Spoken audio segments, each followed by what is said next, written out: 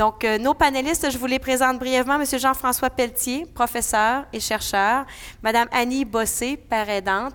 Et vous connaissez bien M. Richard Breton, qui a fait un témoignage un peu plus tôt comme patient auxiliaire. Messieurs, madame, à vous pour la prochaine heure 15. Merci. On peut les applaudir pour les accueillir.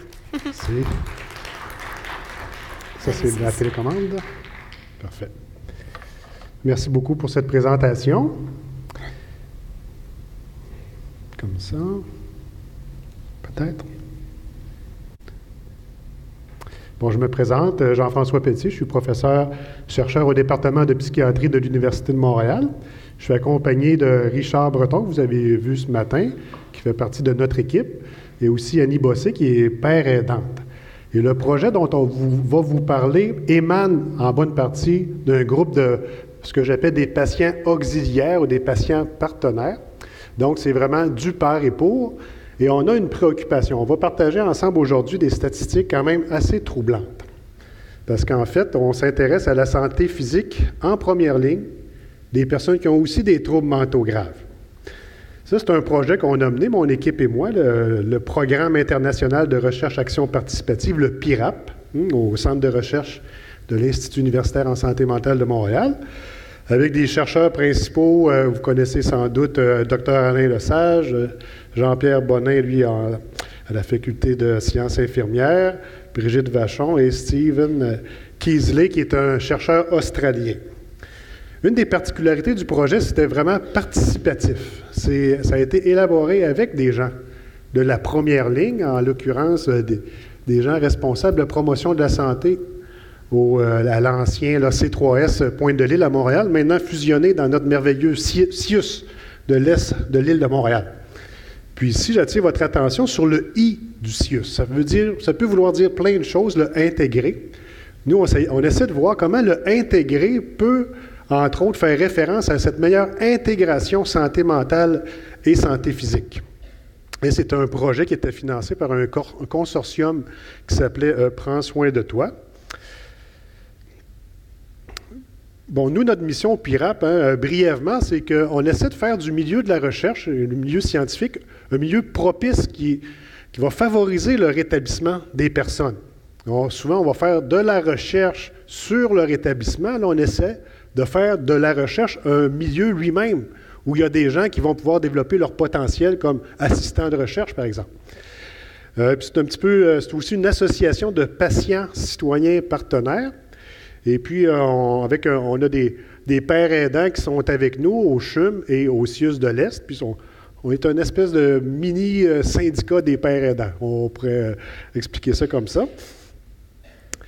Bon, nous, la façon dont on a procédé, c'est qu'on a voulu se mettre au service du milieu. Hein, on entend? C'est pas terrible. Hein?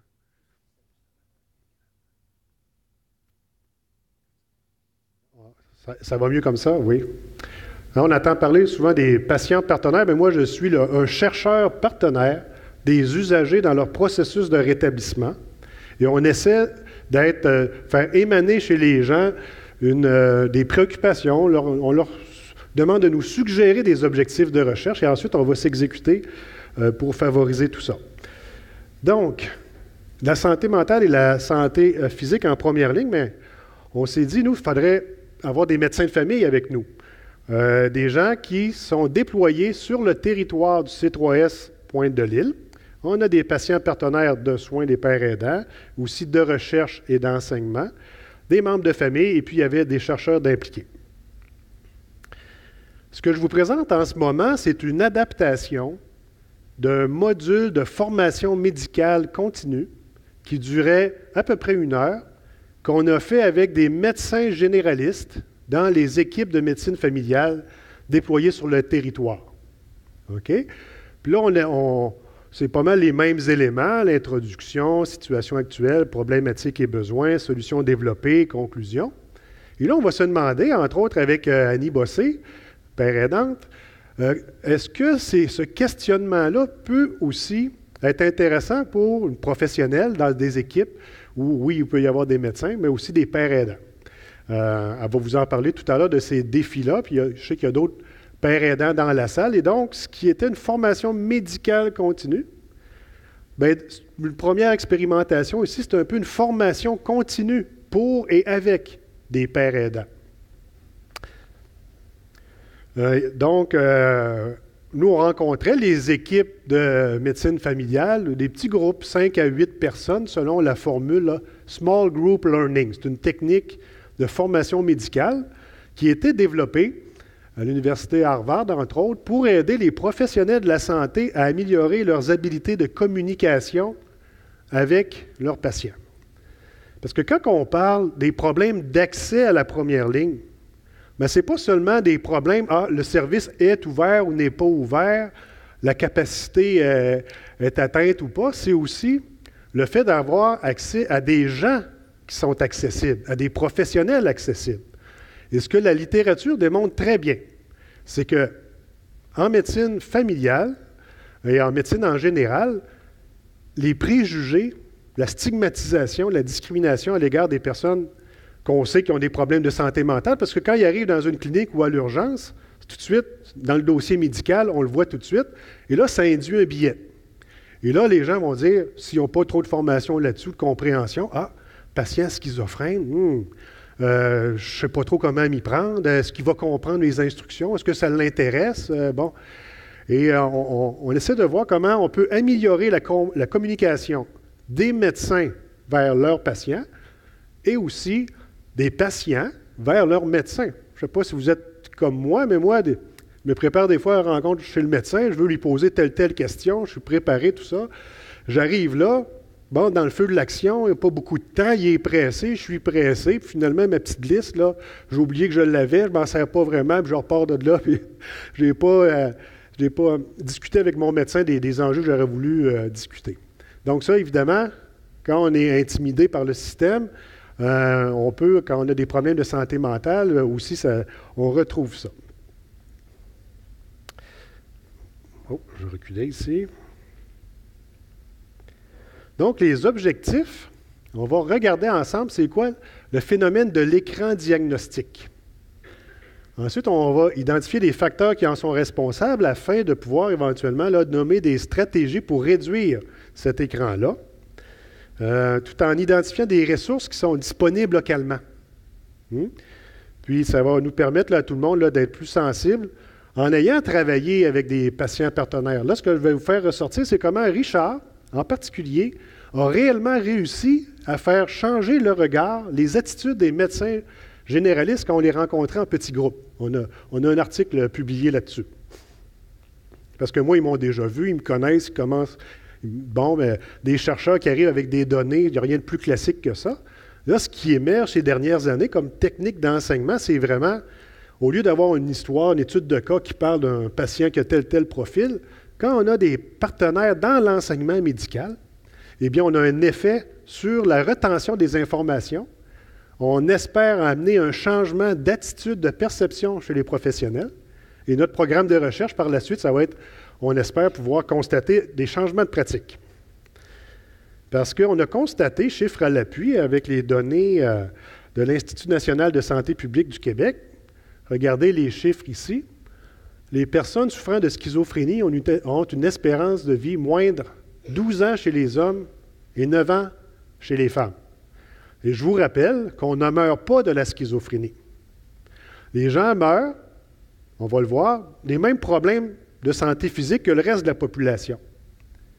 Avec des complications, OK? Et là, je pourrais demander à Richard, là, qui se sent directement concerné, comment tu commenterais ça, c'est des chiffres comme ceux-là? Bien, moi, personnellement, quand j'ai su que l'espérance de vie est 12 ans moins pour une personne atteinte de schizophrénie que la moyenne, c'est comme, moi, j'ai 2 garçons, j'ai un petit-fils, je souhaitais, je ne sais pas quel âge que le bon Dieu va me donner, là, mais j'espérais au moins 80, 70, 75 en montant. Mais là, c'est comme, là, je pense, ça tombait à, je pense, l'homme, c'est 78 l'âge, je pense, l'espérance de vie pour un homme, c'est 78. Que là, ça veut dire que c'est beaucoup moins. Oui. Que c'est ça vient te chercher, là. Tu te poses des questions, j'aimerais ça voir mon petit-fils grandir, j'aimerais ça voir mes enfants grandir. Je ne pensais pas que ça affectait autant, là. Ça, c'est en fait, dans la littérature, des fois, ça peut aller jusqu'à 30 ans Et ce fossé-là, c'est connu depuis 1934 dans le British Medical Journal. On aurait pu penser que ça s'améliorait. On le connaît, ce phénomène-là. Mais non, ça s'accroît. Alors, il y a un problème, là. Je ne sais pas si vous êtes d'accord avec moi.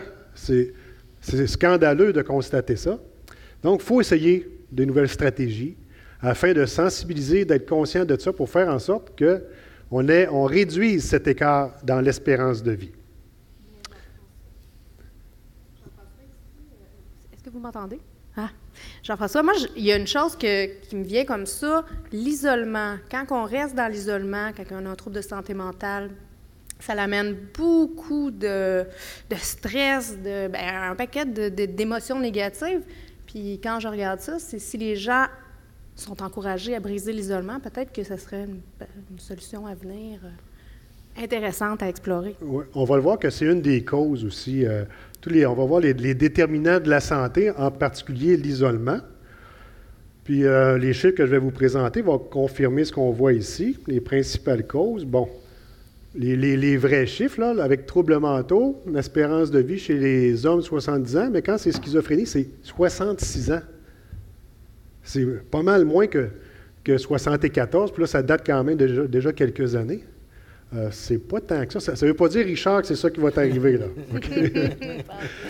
Mais l'idée, c'était quand on rencontrait les médecins, c'était plus juste une donnée chiffrée présentée par un éminent universitaire. Okay? C'était, Richard qui commentait ça, puis ça créait un petit malaise.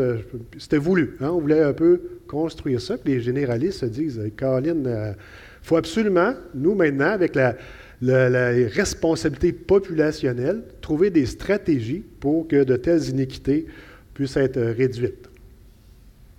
Ici, ces données-là nous permettent de constater que au Québec, pendant les années 2000 à 2007, les troubles circulatoires, les traumatismes, le cancer et les troubles respiratoires ont représenté un pourcentage plus haut comme cause de décès plus fréquente chez les patients atteints de troubles schizophréniques que chez les patients non atteints de troubles schizophréniques, mais on voit quand même les répartitions sont quand même assez similaires.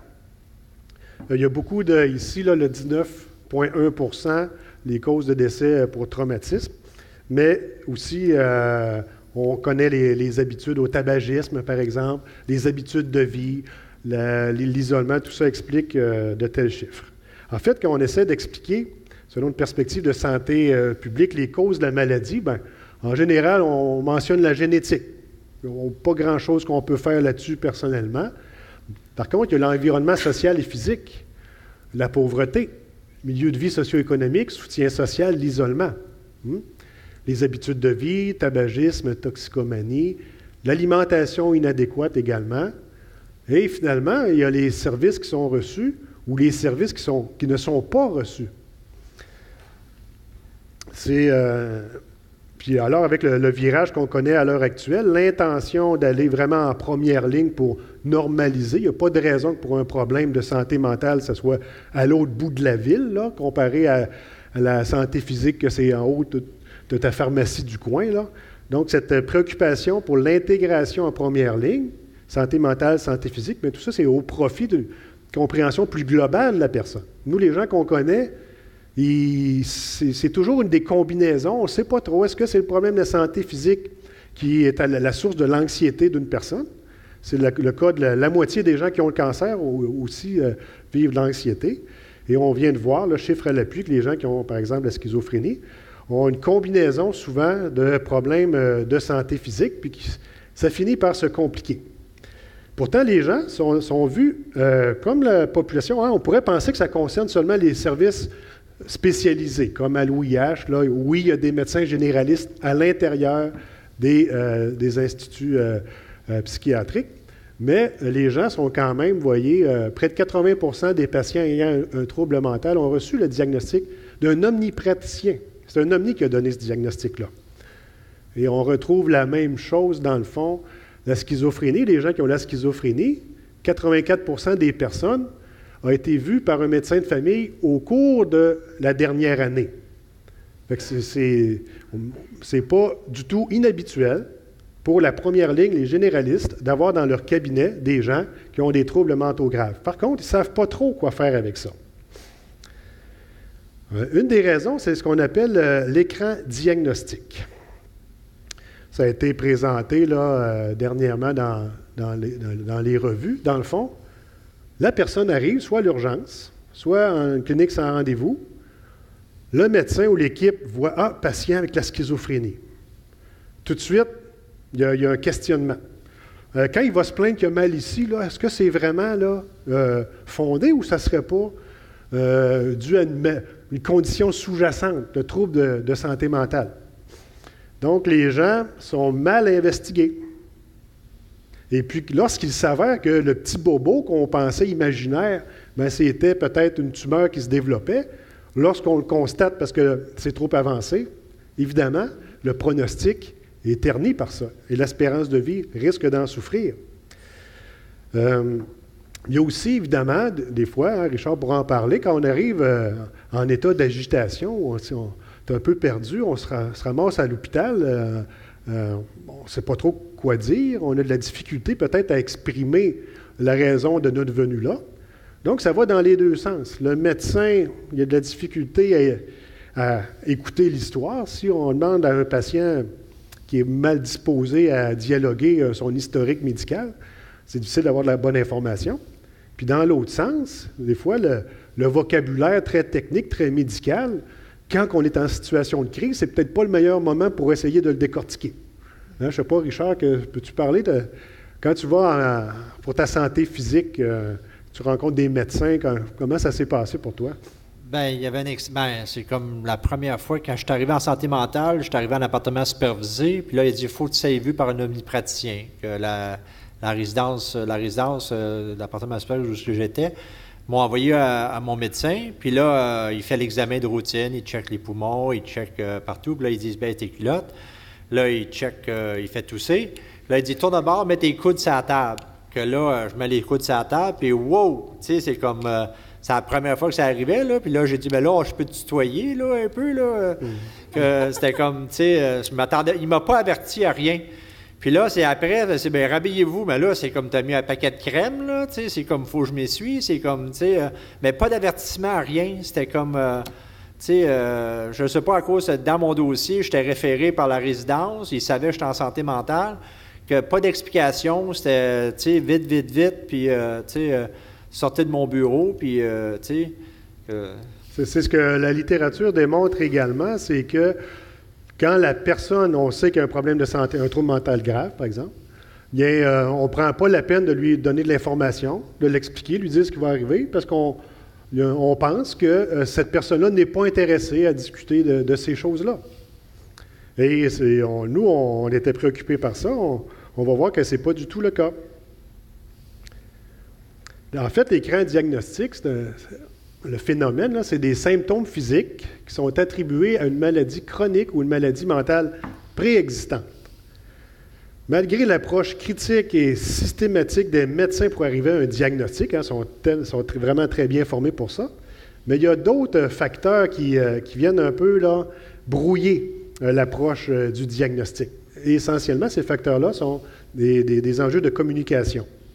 C'est-à-dire qu'avec le vieillissement de la population, nous allons tous éventuellement avoir des combinaisons de maladies chroniques. Ça va se compliquer. Puis, les médecins, ce qu'ils voient au jour le jour dans leur cabinet, c'est des gens qui ont des combinaisons.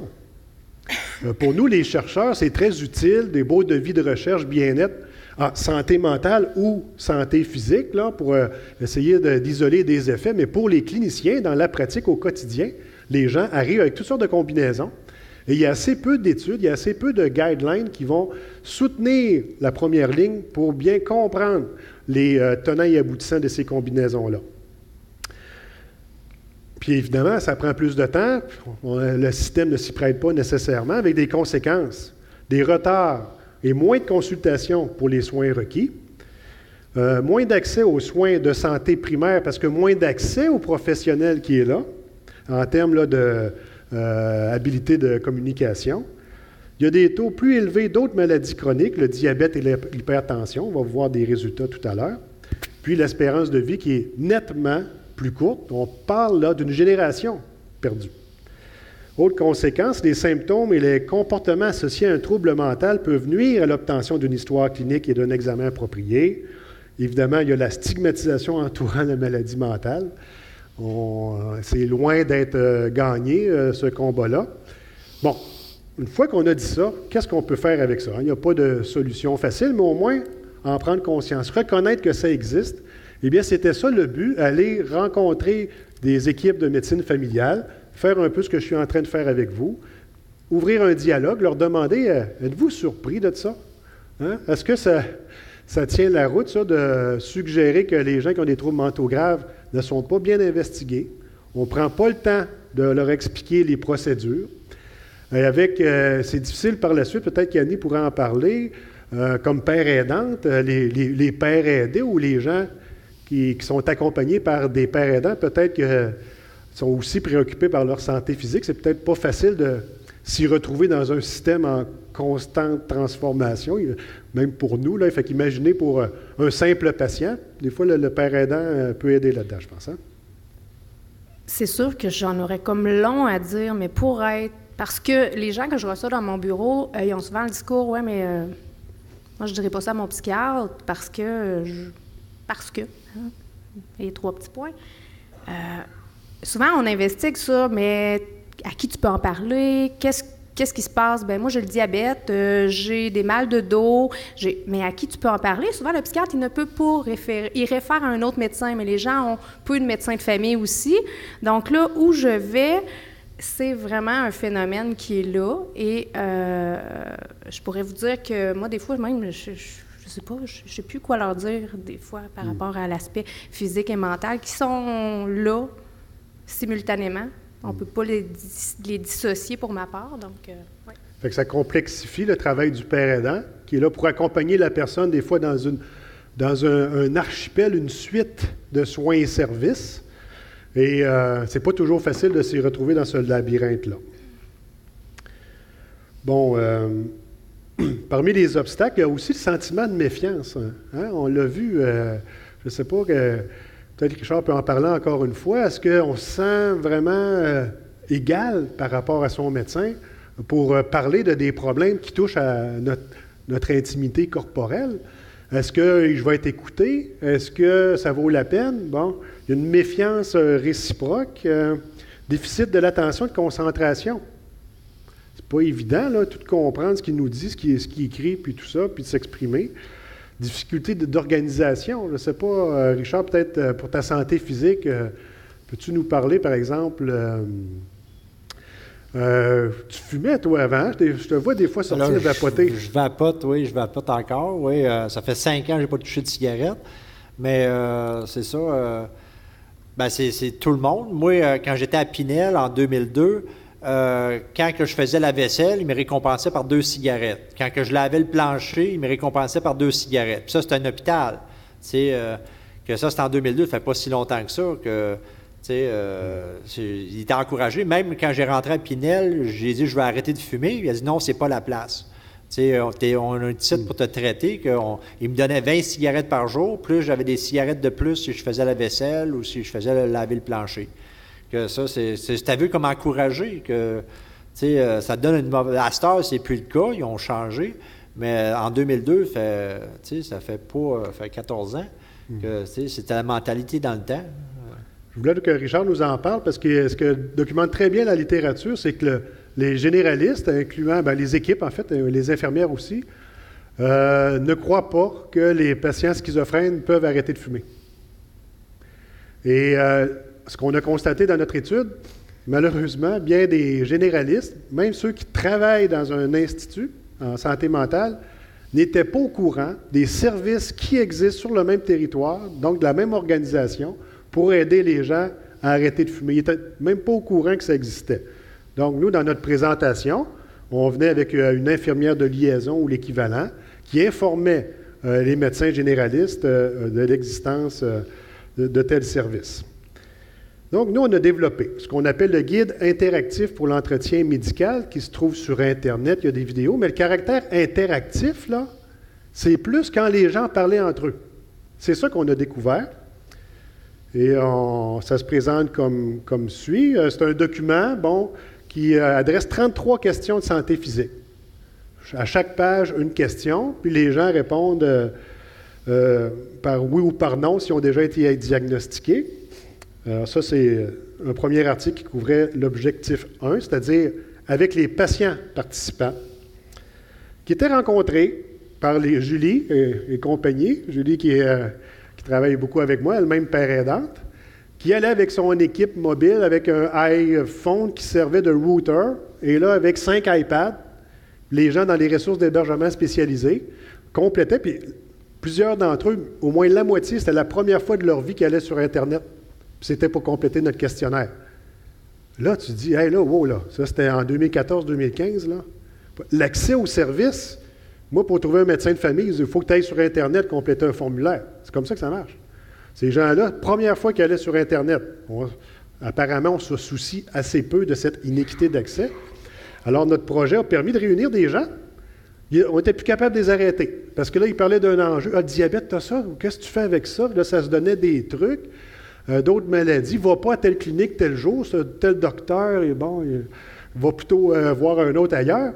Ça n'arrêtait pas. Donc, ce qu'on a constaté, cette interaction-là en petits groupes faisait que les gens développaient leur curiosité, leur intérêt, s'échangeaient des trucs, puis développaient en gros leur littératie par rapport à leur santé physique. Là, on voit un exemple ici avec Maude là, qui faisait partie de l'équipe à Julie.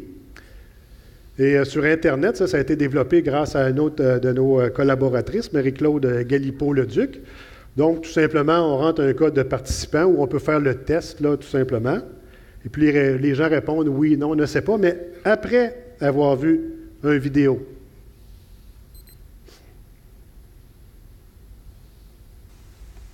Les maladies cardiaques. L'angine et l'infarctus ou crise cardiaque comptent parmi les maladies cardiaques les plus communes. Ces maladies surviennent lorsque les artères qui nourrissent le cœur deviennent obstruées par des dépôts de gras, de calcium ou d'autres substances. L'angine se produit lorsqu'une artère du cœur est partiellement bloquée. Elle se présente généralement de la façon suivante. Un inconfort ou une douleur au niveau de la poitrine, ressenti comme une sensation de serrement, de brûlure ou de lourdeur. Des douleurs au bras, à l'épaule, au dos ou à la mâchoire qui se produisent normalement à gauche mais qui peuvent survenir aussi à droite. Ces douleurs peuvent accompagner le malaise à la poitrine. Un essoufflement, des nausées, des étourdissements et des sueurs peuvent également être présents. L'angine est normalement déclenchée par de l'exercice ou de fortes émotions. Un épisode d'angine ne dure pas plus que quelques minutes et disparaît avec le repos ou la prise de médicaments tels que la nitroglycérine. La crise cardiaque se produit lorsqu'une artère du cœur est complètement bloquée. Les symptômes de la crise cardiaque ressemblent à ceux de l'angine de poitrine, mais ils sont plus intenses, durent plus longtemps et ne disparaissent pas avec le repos ou la prise de nitroglycérine. Ces maladies sont heureusement évitables et traitables. En effet, avec l'adoption de certaines habitudes de vie, ça aide à les prévenir ou à mieux les contrôler.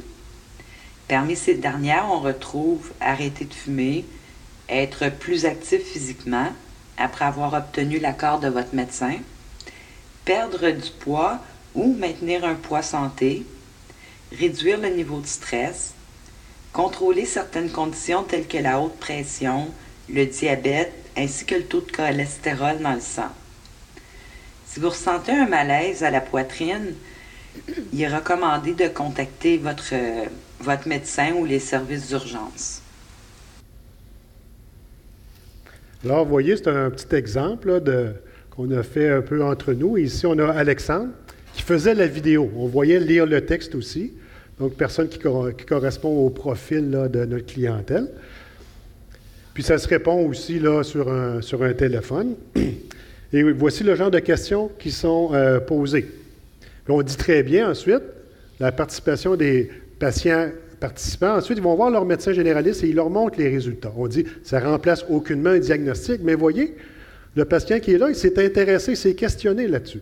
Et les généralistes qui ont vu ça, voyaient le guide, disaient « Ah, c'est drôlement intéressant. Comme ça, tu as une curiosité pour ça. » Puis on vient le voir, hein, c'était, si je recule, ah, non, c'est vrai, c'était une vidéo, mais les questions qui étaient suggérées, tabagisme, faire de l'exercice, tout ça, des fois, le père aidant, ouais, je pense, c'est essayer de stimuler le fait d'adopter des habitudes de vie plus propices là, à une bonne santé à la fois mentale et physique. Hein, n'est-ce pas, Annie, peux-tu quelques mots là-dessus? Je vais pouvoir donner des exemples à ma présentation. Okay, je vais la retenir. Et voici les résultats. Juste le troisième. Diabète, les gens ont auto-déclaré 35,9 des gens qui ont dit « Oui, j'ai eu un diagnostic de diabète ». Dans la population en général, je pense que c'est 6-7 quelque chose du genre. Tous ces chiffres-là, on pourrait les commenter assez longuement. Puis il y en a qui ont des combinaisons. Il y a une personne qui a répondu « Oui » à 18 des 33 questions. Là, évidemment, c'est auto-déclaré. Puis un des prochains papiers qu'on voudrait faire, c'est comparer avec ce qui est déclaré à la RAMQ. Est-ce que pour ces patients-là, effectivement, si la personne dit qu'elle est diabétique, est-ce que ça a été diagnostiqué officiellement? Autre chiffre quand même, vous brossez-vous les dents tous les jours? Même pas la moitié disent oui. Pourtant, c'est facile à changer. Ben, j'ai 3 enfants, ça n'a pas été si facile que ça à inculquer, là. Mais je veux dire, c'est pas ça ne relève pas de la génétique, ça, là. Là, on essaie de dire, ben vous voyez, brossez pas les dents, les gens sourient moins, c'est un embarras social, peut-être plus difficile pour rentrer en relation si on se cherche une âme sœur, par exemple. Donc, les discussions en petits groupes tournaient un petit peu autour de ça. Puis c'est bien démontré, c'est pas arrivé avec une mâchoire puis une grosse brosse à dents. Les gens, ils savent comment se brosser les dents. Ce qui manque beaucoup, c'est la stimulation. Donc, vous voyez, on a développé cette solution-là. La personne arrive avec le guide pour engager une conversation avec le médecin. Et puis, la formule avec les patients partenaires, c'est-à-dire les patients participants en petits groupes, bien là, c'est la même chose avec les médecins. On les rencontrait également en petits groupes. Donc, c'était une formule là, de formation médicale continue. Éventuellement, il va y avoir d'autres vidéos qu'on va perfectionner. On vient d'en voir un. C'est la Marie-Claude qu'on entend, qui vient de Valleyfield avec un accent typiquement québécois. Mais il suffirait de changer la trame sonore. On va aller présenter ça en France le mois prochain. On pourrait simplement changer le fichier audio avec une narration de quelqu'un de Paris ou de Marseille, par exemple, des jeunes, des plus vieux, des hommes, des femmes, parce qu'au début du questionnaire, si je suis une femme, peut-être j'aimerais mieux que ce soit une femme qui me raconte ça, ainsi de suite. On pense qu'il y a un potentiel drôlement intéressant ici. Et la façon qu'on a monté les questions, c'est avec une membre de mon équipe qui est elle-même médecin, mais n'a pas pu poursuivre ses études en médecine familiale à cause de la maladie mentale elle-même. Monter ça avec le docteur Lesage. Fait que toutes ces questions-là et les informations, le texte qui accompagne là, chacune des questions, c'est de l'information médicale recommandable. Vous voyez, qui a été vulgarisée, rendue accessible. Et dans le guide, on propose également des liens pour si les gens souhaitent en savoir davantage. Donc, c'est vraiment un travail de collaboration, vraiment là, qui émane des préoccupations du milieu, en particulier de nos patients partenaires plus spécialisés. Là, ensuite, nous, dans notre script de formation médicale continue, là, j'aurais été remplacé par une infirmière de liaison qui viendrait parler des services offerts. Dans ce cas-ci, l'exemple, on va le garder, celui du CIUS de l'île de Montréal, avec la vidéo suivante, s'il vous plaît.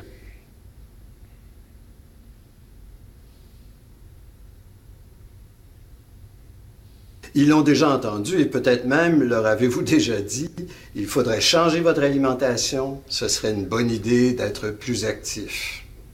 Mais pourquoi les gens ne le font-ils pas? Qu'est-ce qui fait qu'on change?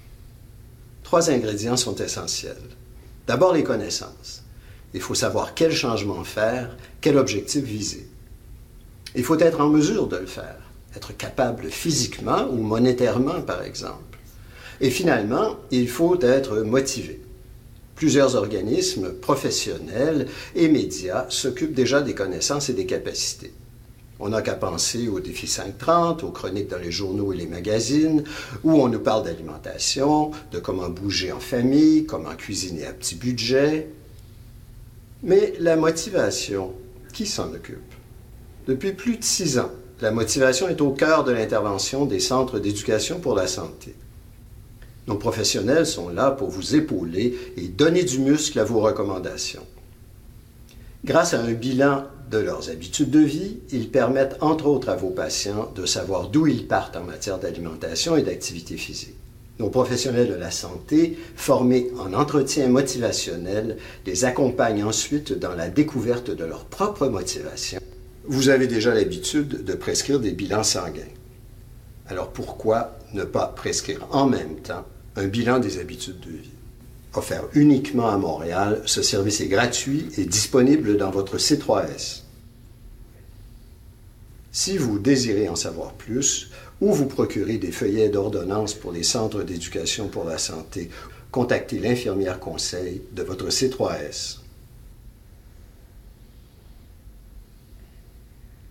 Voilà. Et ça, ce service-là, les médecins généralistes du même territoire, la même organisation, ne savaient pas que ça existait. Là, ils étaient heureux de savoir, c'est très facile, un petit dépliant pour pouvoir référer leurs patients vers le centre là, de promotion de la santé ou le centre d'arrêt du tabagisme. Même chose. Là, on nous montre ici là, les facilités en question. Il y a un bilan, tout ça, c'est très, très bien monté. Puis, nous, je vous parlais tout à l'heure, l'effet Richard, on va appeler ça, l'effet Richard. Tout ce qu'on vient de se dire là, ça existe déjà, c'est connu. Pourquoi, comment ça se fait que le système réagit pourtant tièdement? Ça ne bouge pas, même ça se détériore.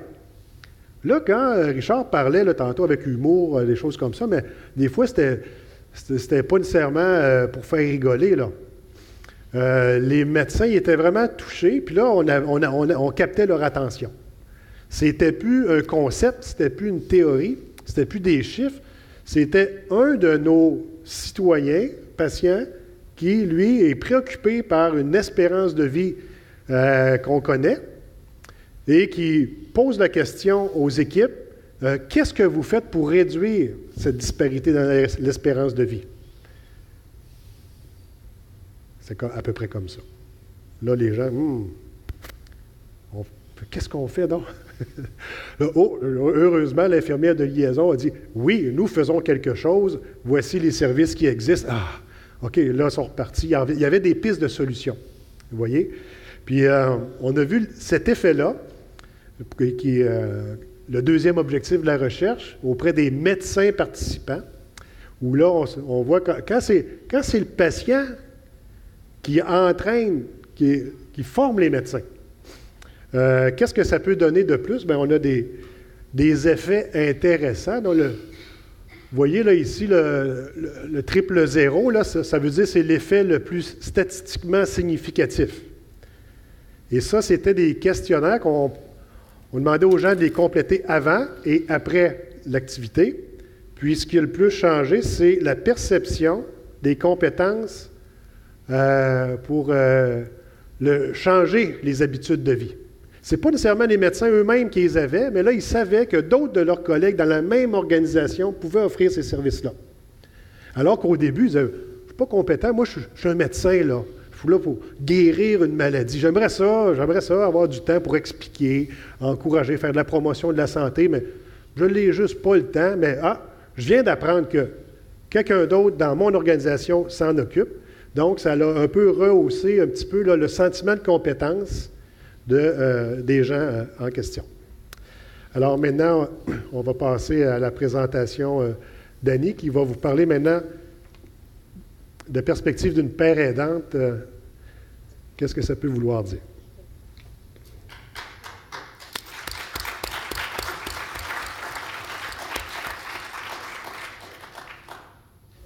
Alors, bonjour tout le monde. Annie Bossé, là, j'ai l'impression d'avoir les cheveux, c'est pas grave. Annie Bossé, je suis intervenante père aidante au CHUM. En fait, je suis intervenante père aidante depuis 2009.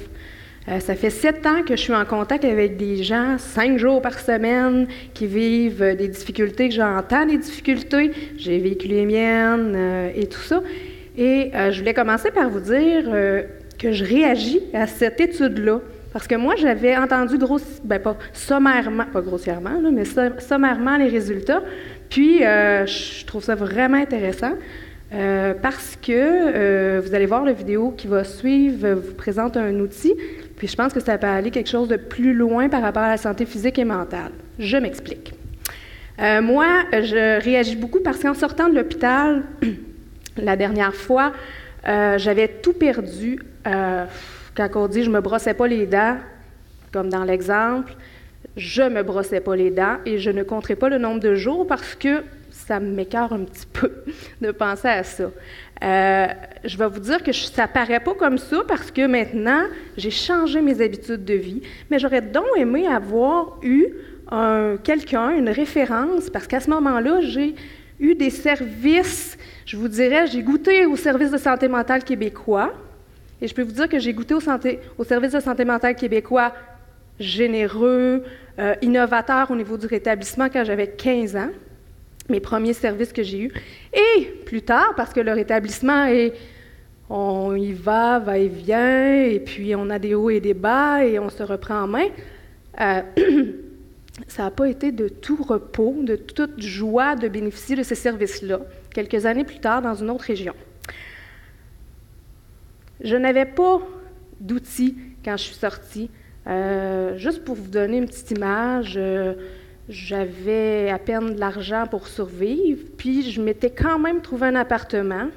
Je ne savais pas comment j'allais payer à la fin du mois, mais je savais au moins que j'avais un lit avec des springs qui étaient très inconfortables, un petit évier avec un petit bain parce qu'il n'y avait pas d'autres logements à ce moment-là qui étaient accessibles pour le peu d'argent que j'avais.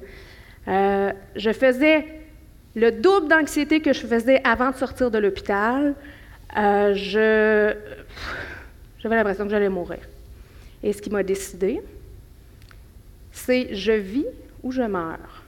C'est vraiment ce qui m'a décidé de me relever et par moi-même me débrouiller pour retrouver plutôt mon ancien service que j'avais auparavant eu plusieurs années, qui était axé rétablissement, mais qui ne se disait pas ces mots-là parce que maintenant ils l'ont appris à me côtoyer, mais parce que moi non plus, je ne savais pas, depuis 2009 seulement, je sais que c'est quoi le rétablissement, quelles sont les étapes, j'avais aucune idée de ça.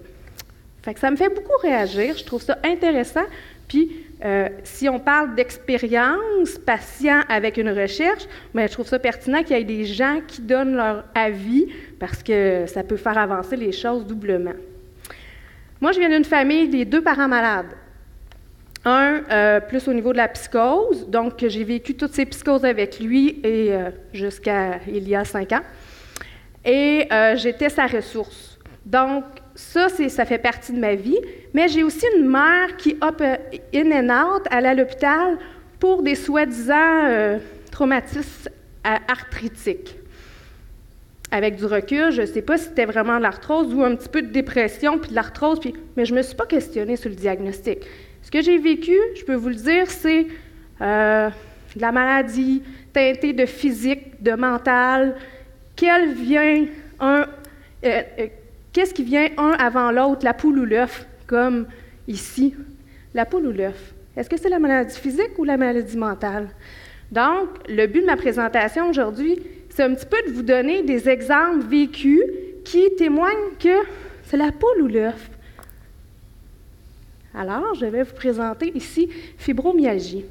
Fibromyalgie est un trouble vraiment où il y a plein de peur, il y a plein de fatigue qui est associée, puis la personne, elle ne sent pas avoir de l'issue pour s'en sortir. Mais c'est un petit peu la même chose qu'on entend dans les symptômes de la dépression. Donc, pour moi, familialement, je l'ai entendu pendant des années. Et maintenant, cette personne-là va mieux. Pourquoi? Parce qu'elle a décidé un jour d'améliorer ses habitudes de vie. Mettons qu'elle a été poussée au pied du mur parce que sinon, elle n'avait plus de contact, puis peut-être sa famille se serait éloignée davantage. Mais, quand même, ça a été une motivation, et je pense que l'un ne va pas sans l'autre. Est-ce que c'est... Qu'est-ce qui l'a fait aussi, cette personne-là, sortir de sa fibromyalgie ou de sa dépression? On ne sait pas lequel vient avant l'autre, mais c'est un projet de vie. C'est avoir quelque chose qui lui tient à cœur, puis qui faisait en sorte que ça lui tentait de sortir de chez eux. Surtout d'aller vers ses forces, ce qu'elle aime, puis ce qu'elle était capable de faire, cette personne-là. Plusieurs dans mon bureau viennent me voir. « Mais Annie, je vais du diabète. Mais là, je risque d'être aveugle, sourd. Mais là, je ne sais pas quoi faire avec ça. Mon alimentation. C'est un peu... est-ce que c'est les effets secondaires de la médication, parfois, qui rend le diabète, qui fait apparaître le diabète? Moi, je me questionne, je ne sais pas. Mais c'est des questions que je me pose parfois. Est-ce que les effets secondaires de la médication qui fait que tu es plus isolé, moins actif, fait que ton alimentation est moins bonne? Donc, la poule ou l'œuf? Fait que c'est un peu des questionnements que j'ai encore beaucoup sur santé physique, mentale. La glande thyroïde, c'est une personne que je connais. Pendant longtemps, elle a été non investiguée au niveau de sa glande thyroïde par un test, une prise de sang, ou en tout cas un test quelconque. Mais cette personne-là, elle avait la glande thyroïde qui ne fonctionnait pas bien, mais c'est tous les mêmes symptômes que la dépression. Fait que, par où qu'on commence? La poule ou l'œuf?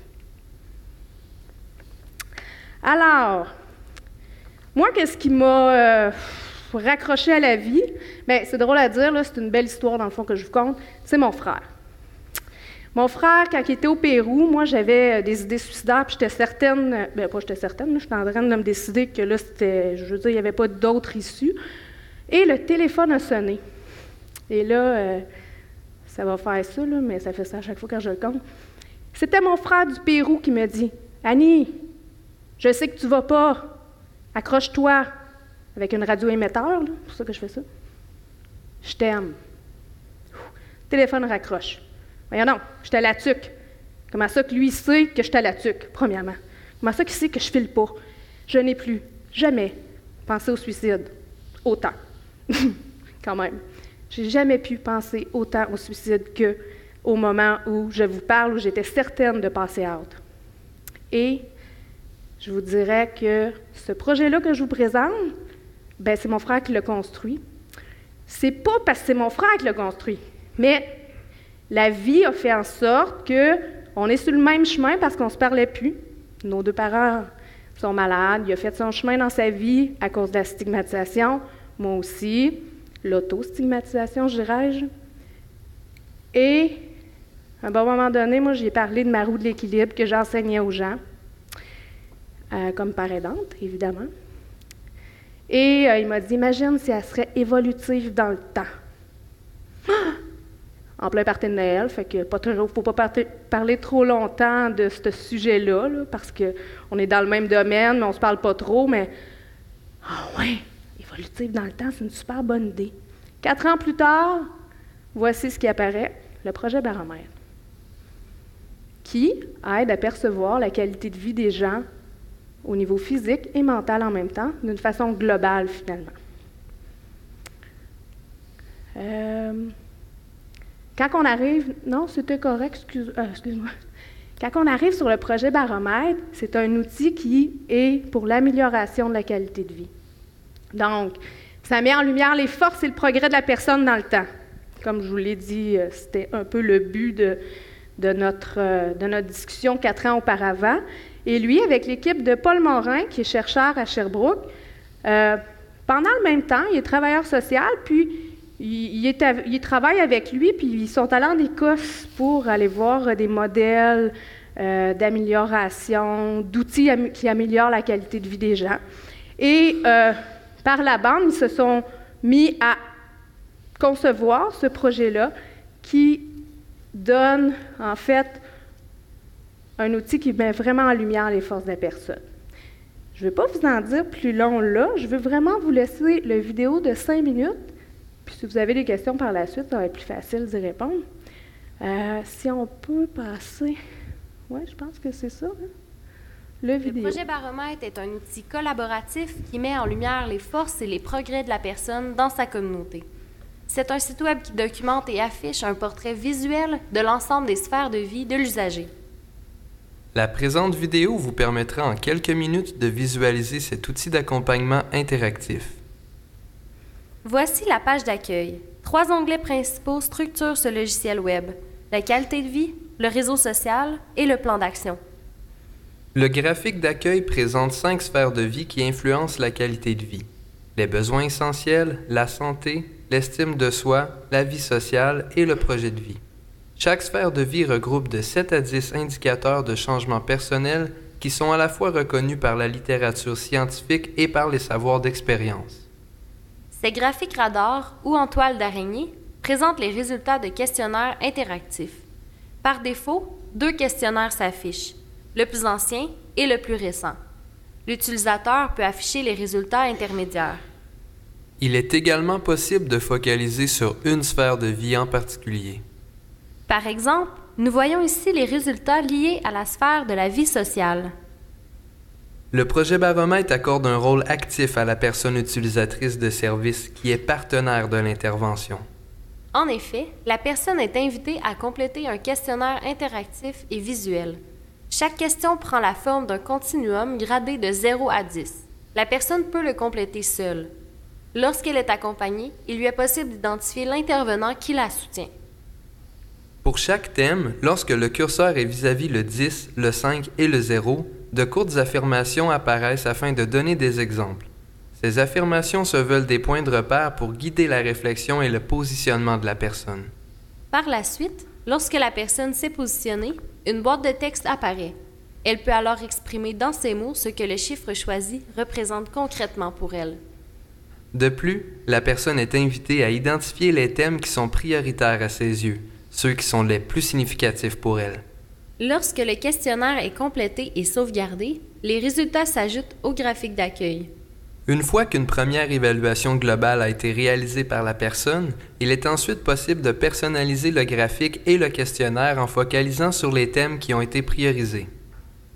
Le projet Baromètre permet aussi à l'utilisateur d'être actif dans l'élaboration et le suivi de son plan d'action personnel. Dans cet exemple, 4 objectifs ont été inscrits. Un graphique associé à chacun des objectifs présente l'évolution du degré d'accomplissement de celui-ci à travers le temps.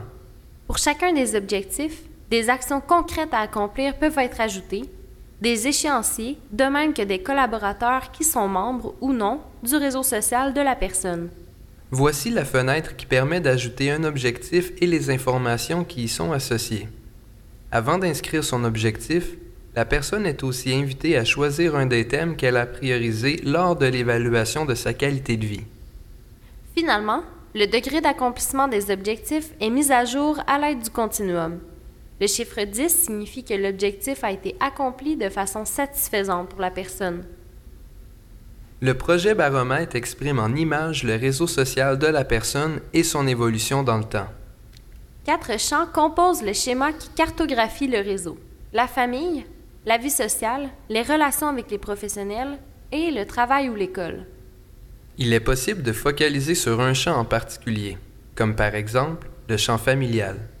Nous voyons ici 5 icônes représentant les membres de la famille.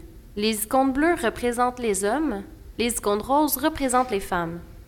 Plus l'icône est rapprochée du centre, plus les contacts avec cette personne sont fréquents et significatifs. L'éclair est associé à une relation qualifiée de conflictuelle ou néfaste. Le soleil est le symbole d'une relation positive, soutenante et marquée par la confiance. L'absence de symbole représente une relation qui est mitigée, pouvant être en partie positive et en partie néfaste. Lorsque le curseur se positionne par-dessus une icône, des informations liées à la personne s'affichent. Pour ajouter une personne au réseau, il suffit d'ajouter les informations relatives à celle-ci dans les champs ci-dessous. Ensuite, la personne utilisatrice qualifie la relation à l'aide de continuums qui présentent à leurs 2 extrémités des qualificatifs opposés. Certains de ces continuums serviront à estimer la proximité relationnelle et d'autres seront utilisés pour estimer si la relation est par exemple positive, négative, soutenante ou motivante. La personne est également invitée à exprimer comment elle se sent dans la relation. A-t-elle le sentiment d'être appréciée, ignorée? Se sent-elle écoutée? Ici encore, la personne peut noter dans une boîte de texte ce que signifie concrètement son positionnement. Pour les intervenants qui accompagnent la personne, le projet baromètre facilite une compréhension globale de la réalité vécue par cette dernière, guide leur réflexion et aiguille ainsi l'amélioration continue de leur pratique. De plus, il facilite le partage d'informations et le travail d'équipe entre les différents intervenants et la personne utilisatrice de services. Bref, le projet baromètre se veut un outil personnalisé au service du rétablissement et de la mise en œuvre d'une approche collaborative centrée sur les forces. Pour communiquer avec nous, visitez le site projetbaromètre.com.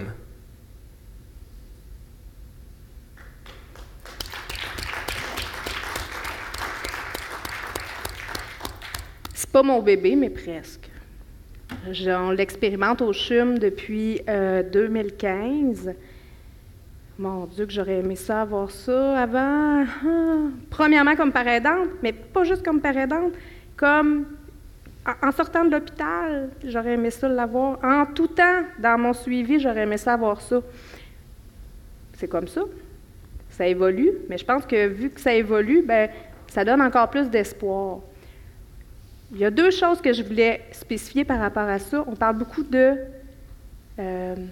implication de la personne à travers son processus, en partenariat avec toutes les autres organisations. Le projet Baromètre, pour moi, c'est un aide pour, au lieu d'être la traductrice qui va aider à aller s'asseoir dans le bureau de la psychiatre, puis va essayer d'aider la personne à communiquer, c'est un aide, un outil de communication qui favorise la communication envers tous les autres professionnels pour aider la personne à dire « Moi, là, ce que je veux, ce que je vis, c'est ça. » Et l'adapter par la suite avec la réalité, aller chercher les ressources pour atteindre son plan d'action. Et voilà. Et troisième petite chose, je m'étais dit 3 choses que je voulais vous dire après. Bonne fin d'après-midi.